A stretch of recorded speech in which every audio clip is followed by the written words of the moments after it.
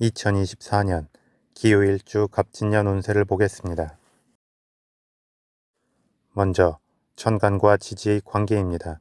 기후일주 일간 기토에게 갑진년의 천간인 갑목은 정관이 됩니다. 정관은 편관과 달리 규칙적으로 들어오는 책임과 압박의 기운입니다. 그리고 규칙적인 것은 예상 가능한 것이기 때문에 그만큼 신경이 과도하게 예민해지지 않고 앞서 준비를 할 수 있는 여지도 생깁니다. 그래서 정관의 기운을 공직으로 나아가는 기운으로 보게 되고 안정적인 승진의 기운으로 보기도 하며 주관적 원칙이 아닌 객관적 원칙의 기운이기 때문에 보편적 명분을 갖게 되는 기운이 되기도 합니다. 이렇게 정관이 편관에 비해서는 좀 더 안정적 느낌이 있지만 책임의 무게를 감당해야 하는 것은 마찬가지이기 때문에 일간의 힘이 약하거나 인성의 완충이 없이 관성만 강하게 작용한다면 부담스러움은 있을 수 있습니다. 그런데 일간 기토와 갑진년의 천간 갑목은 천간 합을 이루어 토기운으로 변화하게 됩니다. 그래서 부담스러운 책임이나 압박의 느낌으로 들어오는 사람이나 상황이 결국에는 자신의 힘과 주체성을 강화시키게 되는 흐름으로 변화하게 됩니다. 더불어 보편적 원칙에 해당하는 정관의 기운이 비겁의 기운으로 합쳐진다는 것은 기본적 원칙이나 시스템에 순응하기보다 자기중심적이고 독립적으로 나아갈 수 있음을 의미하기도 하기에 한편에서는 오만한 느낌이 커질 수 있기도 합니다. 따라서 기후일주는 갑진년을 맞이하여 인간관계에서는 적당히 자신의 기세를 누그러뜨리고 겸손한 모드를 취할 필요가 있고 일적으로 목표를 성취하고 달성하는 방향으로 기운을 모으면 좋습니다. 그러면 조직의 시스템이나 윗사람들과의 트러블 없이 오히려 그 기운마저도 자신에게 도움을 주는 힘으로 흡수하여 갈 수 있습니다. 한편 정관의 기운은 여자에게는 남자나 남편의 기운인데 이 기운이 천간 합으로 사라진다는 것은 기후일주 여자에게 있어 남녀관계가 자기중심적으로 갈 수 있음을 의미하기도 하기에 남자 입장에서는 자격지심이 생기거나 자신이 무시당한다는 느낌을 받을 수도 있습니다. 따라서 적절히 그들의 이야기를 경청하고 존중하는 모습을 보여준다면 관성의 기운이 사라진다고 해도 결혼과 연애의 흐름이 안정적으로 이어질 수 있을 것입니다. 다음 기후일주일간 기토에게 갑진년의 지지인 진토는 겁재가 됩니다. 겁재는 일간이 음간일 때 그 기운을 빼앗기보다는 오히려 뒤로 큰 힘이 되어주는 역할을 하는 경우가 많습니다. 그래서 기후일주는 갑진년을 맞이하여 천간으로는 합을 이루고 지지로는 겁재의 힘을 받으면서 본인 일간과 같은 토기운이 주도하게 됩니다. 이는 일의 결실을 담는 그릇이 커지는 의미도 있지만 자기중심적이고 독립적이며 주체적 움직임을 보일 수 있음을 의미하기도 하기 때문에 본인 스스로 강하게 외부로 드러날 수 있는 존재감을 주변과 소통하고 베푸는 느낌으로 흘려보내면 좋습니다.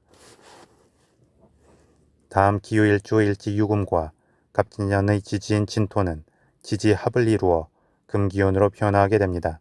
금기운은 일간 기토에게 식상의 기운이고 기후일주에게는 일지유금과 같은 기운이 되는 만큼 자신의 생각과 주장을 펼침에 있어 더욱 적극적이 될 수 있습니다. 또한 자신의 잠재된 능력과 재능을 겉으로 드러내는 기운이 강해지는 만큼 인정을 받고 주목도가 올라갈 여지도 크게 됩니다. 다만 식상의 기운은 도드라지는 기운이고 도드라진다는 것은 인정과 주목도 받지만 시기와 질투도 따를 수 있음을 의미합니다. 이는 자연스럽게 구설의 여지가 생기는 면도 있기 때문에 기후일주는 사적인 발언을 함에 있어 다른 사람을 지적하거나 무시하는 듯한 발언을 하지 않도록 주의할 필요가 있습니다. 더불어 식상의 기운이 강해지면 감정적 충동성도 커질 수 있기 때문에 식상의 기운이 흘러가는 재성의 기운을 염두하면 좋습니다. 그래서 자신의 말이나 행동, 마음의 목표 등이 항시 현실적이고 합리적이며 타협할 수 있는 상태로 유지될 때 불필요한 트러블이나 구설수가 생기지 않게 될 것입니다. 다음 신살의 관점에서 보겠습니다. 기후일주는 일지유금이 도화살의 기운입니다. 또한 이 유금 도화살의 기운은 일간 기토에게 식신의 기운이 되는 만큼 기후일주는 대놓고 자신을 드러내고 뽐내기보다는 조용히 다른 사람들이 자신의 존재감을 알아주길 원하는 느낌을 갖습니다. 그래서 차분하게 자신의 실력을 갈고 닦는 것에 집중하고 자신의 능력이나 존재감에 대해서 다른 사람이 먼저 알아주고 인정해주는 것에 만족감을 느끼게 됩니다. 이러한 기후일주에게 갑진년에는 진토 화개살의 기운이 도래합니다.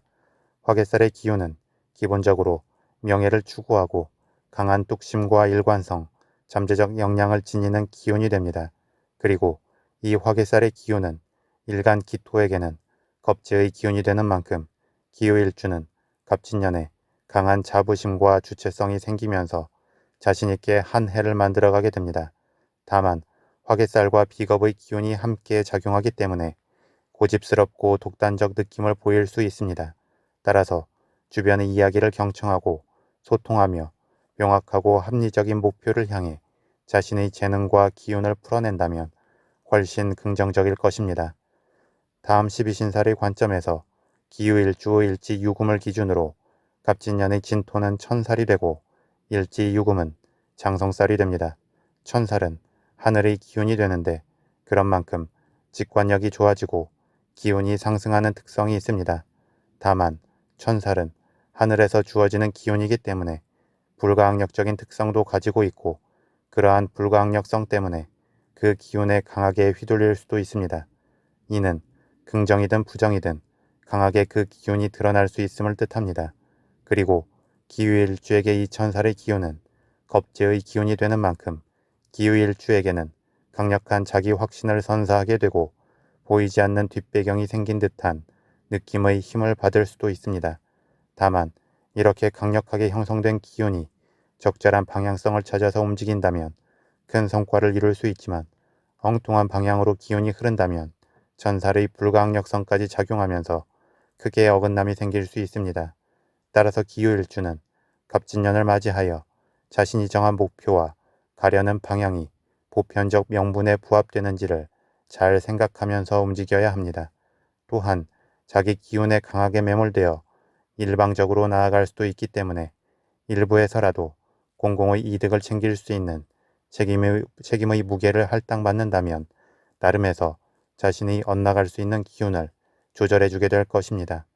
한편 갑진년의 천살의 기운은 일지유금의 장성살 기운을 살려주게 됩니다. 이는 마치 왕이 천명을 받는 것과 같은 느낌이 되어 강한 뒷심과 명분이 주어지는 흐름입니다. 그만큼 휘두를 수 있는 칼날의 힘과 예리함이 커지는 것입니다. 그런데 이렇게 지지의 작용이 커지게 되면 일간 기토의 입장에서는 주도권을 상실하고 휘둘릴 수 있는 여지가 있습니다. 이는 너무 과감하게 파격을 추구하거나 자기중심적이 되거나 오만한 느낌이 될 수 있습니다. 따라서 기후일주는 갑진년을 맞이하여 마음의 중심을 잘 잡고 강하게 앞으로 치닫기만 할 수 있는 기운의 흐름이 적절히 제어되고 적당한 방향성을 찾을 수 있도록 해야 할 것입니다. 마지막으로 12운성론의 관점에서 보겠습니다. 12운성론의 관점에서 기후일주 일지유금은 장생의 흐름이 됩니다. 장생은 갓 세상에 태어난 아기와 같습니다. 그래서 호기심과 에너지가 넘치고 순수한 생동의 느낌 때문에 자연스럽게 주변의 주목과 사랑을 받게 됩니다. 다만 언어 소통이 되지 않고 도덕률에 대한 개념이 형성되지 않은 흐름에 비유되는 만큼 중구난방 산만할 수 있고 순수하게 직설적일 수도 있습니다. 그리고 이 장생의 기운은 일간 기토를 기준으로 식신이 되는 만큼 무언가 자신이 관심 있는 것에 대해 순수하게 몰입할 수 있는 특성으로 나타날 수도 있고 차갑고 오만하며 편견에 휩싸인 느낌으로 나타날 수도 있습니다. 이러한 기후일주의 장생의 기운에 대해 갑진년에 쇠의 기운이 도래합니다. 쇠의 기운은 제왕이라는 정점의 흐름을 지나온 상태입니다. 그래서 여전히 권력에 대한 의지와 욕망은 남아있지만 한 다리 뒤로 빼고 장막 뒤로 물러선 상태이기 때문에 전면적으로 힘을 행사하지는 않습니다. 그런데 오히려 이렇게 한 발짝 뒤로 물러났기 때문에 외부의 견제를 피하면서 안정적 실속을 챙길 수 있기도 합니다. 또한 여전히 힘이 남아있고 경험의 완숙미까지 더하여진 상태이기 때문에 기후일주의 장생의 기운을 적절하게 필요한 방향으로 이끌 수 있습니다. 따라서 기후일주는 갑진년을 맞이하여 자신을 좀 더 정제하여 외부에 드러낼 수 있는 힘이 들어온 만큼 자신만의 생각과 흐름에서 빠져나와 좀 더 주변을 살피고 다채롭게 소통하며 주변의 이야기를 경청한다면 자신의 강점이 더욱 도드라지고 자신만의 특수성이 아닌 주변과 보조를 맞출 수 있는 보편성을 확보할 수 있으며 자신의 장점을 더욱 다채롭고 확장적으로 만들 수 있을 것입니다. 세상을 자신만의 시선으로 바라보고 주관적으로 해석하여 흡수하는 것은 좋지만 누군가를 지적하고 비판하는 마음을 품거나 밖으로 말을 할 때 본인 스스로 한 번 더 정지하고 걸음망으로 거른다는 느낌을 견지한다면 금상첨화가 될 것입니다.